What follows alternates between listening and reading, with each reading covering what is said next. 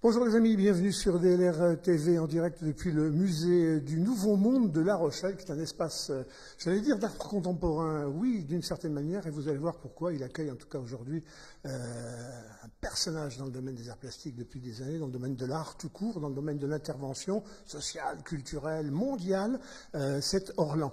On doit le retour d'Orlan, qui connaissait déjà La Rochelle, à l'initiative de Jean-Pierre Debauve et de l'Université du Temps Libre de La Rochelle, qui est une association de 800 personnes qui montent des conférences pour nous éclairer l'esprit, nous égayer même l'esprit le plus possible, mais souvent sur des thèmes un peu, j'allais dire un peu ordinaires, entre guillemets. Cette fois-ci, aller chercher Orlan, un des personnages de l'art contemporain. Qu'est-ce qui vous a pris, Jean-Pierre Debauve? C'est tout naturel. Cette année, nous avions décidé, dans notre programme d'histoire de l'art, nous avions décidé de faire un programme sur le scandale.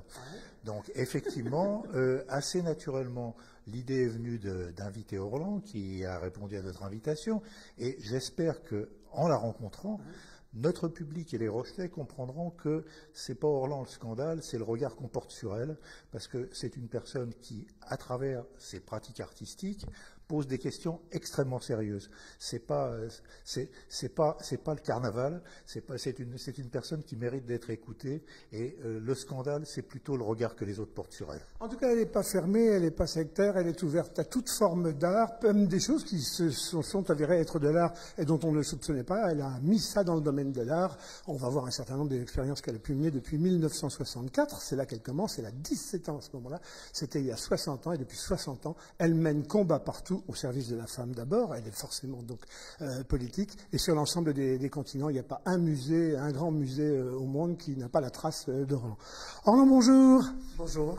Pardonnez-moi, c'est un peu dithyrambique. Je le disais tout à l'heure, La Rochelle, c'est une bonne nouvelle quand on vous dit vous allez à La Rochelle. C'est une ville que vous connaissez, que vous aimez même, je crois. C'est génial. Moi, j'adore La Rochelle et j'adore les francopholies et j'adore ce musée où j'ai une œuvre. La première façon de vous singulariser, ça a été dans le choix de votre nom.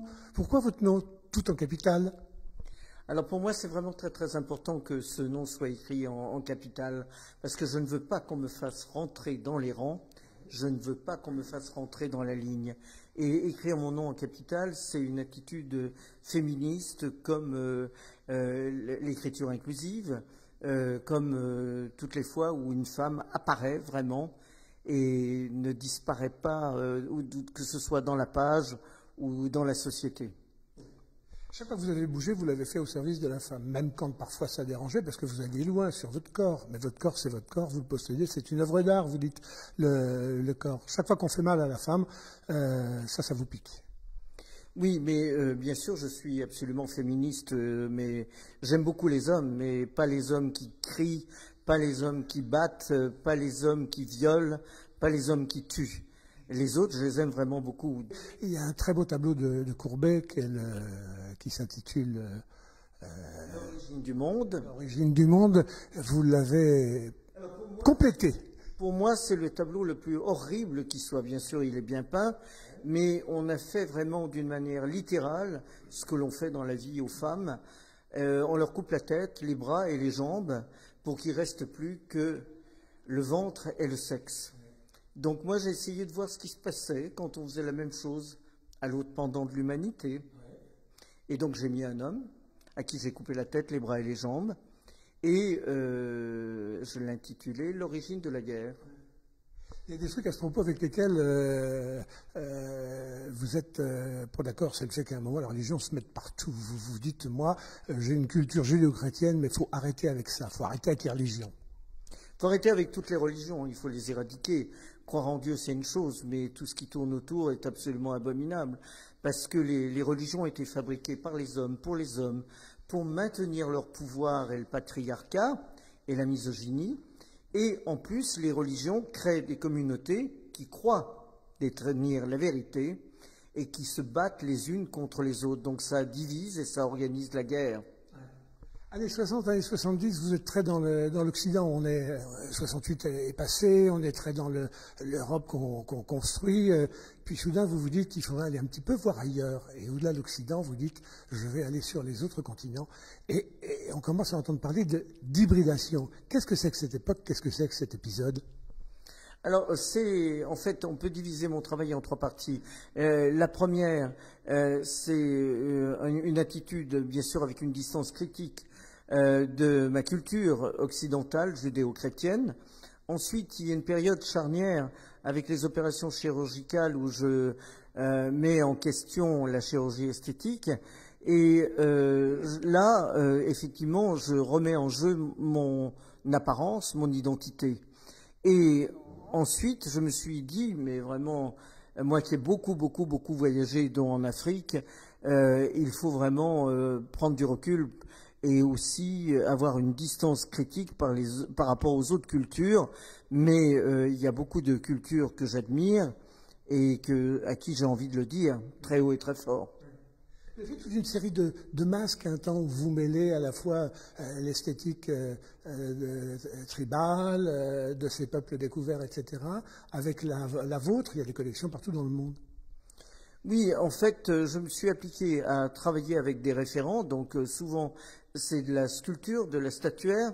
Et j'ai ensuite mélangé mon image avec Photoshop pour créer des personnages qui sont qui sortent de la terre, qui sortent de la pierre et qui pourraient avoir existé. Donc c'était très important. J'ai fait aussi, par exemple, toute une série à l'heure actuelle que j'intitule Je t'autorise à être moi, je m'autorise à être toi. Et donc ça, je pense que c'est la plus grande déclaration d'amour que l'on peut faire. Il y a aussi toute une époque, vous êtes dans la chirurgie esthétique, vous allez chercher le beau au plus profond. Ça a beaucoup choqué à l'époque. C'est des choses qui pourraient plus se faire aujourd'hui. Alors moi, je suis une artiste qui n'est pas assujettie à un matériau ou à une pratique artistique. J'ai la prétention de dire des choses importantes pour mon époque et pour ce faire, j'étudie des phénomènes de société. Donc j'ai étudié le harcèlement du football, là pour le moment j'ai étudié l'appropriation culturelle, là j'ai étudié effectivement la chirurgie esthétique et bien sûr tous les modèles, tous les stéréotypes qui tournent autour et qu'on nous propose.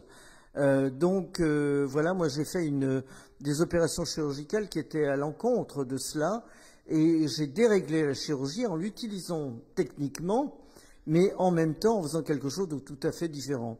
Vous avez des opérations qui sont très très drôles. Par exemple, j'ai fait poser des implants qu'on met habituellement sur les pommettes de chaque côté du front, ce qui crée 2 bosses, parce que je voulais prendre la technique de la chirurgie, mais pour lui faire dire et lui faire faire quelque chose qui n'était pas censé apporter de la beauté, mais de la monstruosité, de la laideur, de l'indésirabilité. La science, la médecine, le rapport qu'on a à elle, la vie pourtant continue, le futur se prépare. Le futur, c'est les robots, dit-on. Ne me dites pas que vous avez fait entrer dans le jeu, là aussi, l'observation des robots. Il paraît que vous avez un double. Ah ben si, j'ai fait un robot qui me ressemble, qui parle avec ma voix, qui répond à toutes les questions du public. Donc il y a beaucoup d'intelligence artificielle. Et non seulement toutes les questions du public, mais dans toutes les langues du public. Il repère en quelle langue on lui pose la question et il répond dans la même. Donc il est bien mieux que moi. Et là, je viens et j'expose en ce moment en Corée un hologramme qui aussi a la particularité de me ressembler et de parler avec ma voix, de répondre à toutes les questions du public. Alors, on est à la fois fasciné par le futur, mais on a peur aussi de lui. L'intelligence artificielle, il y a des gens que ça fait triper, il y en a d'autres que ça fait pas du tout rêver. Vous intégrez ça aussi dans le parcours, vous pouvez en faire quelque chose de positif. Vous dites que c'est pas trop les technologies qui sont en cause, c'est l'usage que l'humain en fait. Oui, donc moi, effectivement, je suis ni technophile ni technophobe et j'aime beaucoup vivre mon époque, mais toujours avec une distance critique. Et donc, effectivement, je pense qu'on a besoin d'intelligence artificielle parce qu'à l'heure actuelle, on est en 2024 et on n'a pas assez de mémoire, on ne fait pas face à la situation. Donc, tout à coup, l'intelligence artificielle nous apporte effectivement cette capacité énorme de mémoire. C'est très important pour nous, pour pas oublier tout ce qui a été fait avant nous et tout ce qui a été pensé, tout ce qui a été dit, tout ce qui a été écrit. Vous rentrez des États-Unis et tout à l'heure, dans la rencontre que vous avez faite, il y a des gens qui vous ont dit alors, Ça a changé, vous connaissez bien les États-Unis, depuis les années 60, vous les avez fréquentés, vous les avez côtoyés, vous les avez bousculés. Au jour d'aujourd'hui, les choses ont changé, on pourrait faire la même chose ou pas. Vous êtes inquiète? Non, ça a vraiment beaucoup changé. Là, justement, par rapport, par exemple, à l'appropriation culturelle, à l'heure actuelle, moi, toutes mes œuvres des self-hybridations sont très difficiles à exposer. Souvent, les musées, les curateurs se font censure et ne les montrent pas. Donc, ça a vraiment beaucoup changé. Et puis, ce qui a le plus changé et qui, moi, me révolte, je suis inconsolable, c'est qu'effectivement, l'avortement ne soit plus de mise aux États-Unis. Et je suis très fier de la France qui vient de mettre dans sa constitution l'avortement. Et bien sûr, j'ai des pensées pour Simone Veil, qui figure dans ma dernière série, où effectivement je rends hommage à des femmes qui ont soutenu les mêmes causes que moi, mais bien avant moi. Et donc, bien sûr, Simone Veil en fait partie. Rosa Parks aussi. Oui, mais alors là, justement, il n'est pas possible de l'exposer. Parce que des histoires de droit. Non, c'est parce qu'elle est noire et que je me suis hybridé avec elle, donc c'est blackface, c'est absolument impossible. Je ne peux pas lui dire toute mon admiration. Et ça, c'est dramatique parce que ça veut dire que actuellement, les seules déclarations d'admiration en toute sororité que je veux faire, ce sont à des femmes blanches.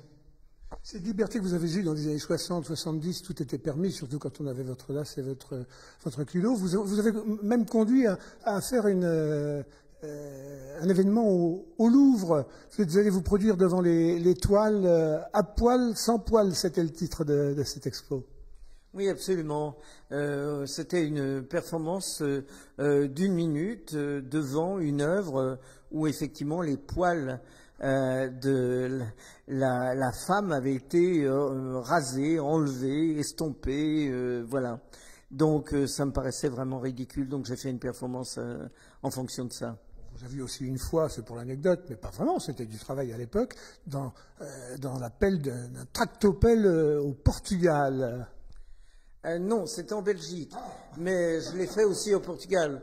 J'ai fait ce que j'ai appelé le mesurage d'institutions, ou bien d'institutions, ou simplement de rues. Donc je mesurais avec mon corps le nombre de fois que j'étais contenu dans un espace pour, bien sûr, pour se mesurer avec, pour le remettre en question. Vous êtes un vrai vecteur de bonheur quand on vous voit, on vous croise avec cette liberté-là qui nous rappelle vraiment les libertés des années 60-70. Il faut avoir le cœur accroché au jour d'aujourd'hui compte tenu des modifications de notre société. Il y a des choses que vous pourriez plus faire aujourd'hui dans la liberté d'être nu par là ou soudain, des choses qui sont vécues comme de la provocation ou du scandale. Est-ce que le scandale c'est encore possible dans l'art, c'est encore utile ou pas? C'est devenu de plus en plus indispensable de nouveau. Parce que effectivement, ça pointe les limites de la moralité de notre société et de ce qu'elle accepte ou de ce qu'elle n'accepte pas. Elle accepte de moins en moins de choses. Puisqu'on ne peut même pas, en tant que femme, montrer un sein sur un blog d'Internet, sinon il est complètement fermé tout de suite ou flouté. Vous êtes tellement une femme qui défend la vie qu'on ne vous imagine pas copine avec la mort. Et d'ailleurs, à ce propos, vous avez fait le Bretube il y a quelque temps. Vous avez lancé une pétition contre la mort. Ça marche, la pétition? Oui, mais est-ce que vous l'avez signée, vous? Pas encore, justement. J'attendais de vous croiser. Parce qu'effectivement, il faut signer tous ensemble. Peut-être on a une chance si tout le monde signe. Bon, les amis, c'est Orlan, c'est en direct depuis La Rochelle. Un grand bonheur pour notre ville, et pas une ville de hasard. Les premières rencontres internationales d'art contemporain en France, c'est ici qu'elles s'étaient nichées, dans les années 70. Et puis vous avez un copain d'ici qui a freiné le temps, parce qu'il voyait bien que la modernité, c'était la vitesse, et la vitesse, trop de vitesse. Lui, c'était Paul Virilio. Vous avez fait des choses avec Paul Virilio. Il habitait La Rochelle. Et oui, on a fait un livre qui était fantastique. C'était une interview avec Paul Virilio, qui est vraiment, bien sûr, qui a été un très grand penseur, quelqu'un de très intéressant. Allez les amis, comme Orlan, au combat. À bientôt sur la petite chaîne qui monte. Guili guili. Au revoir.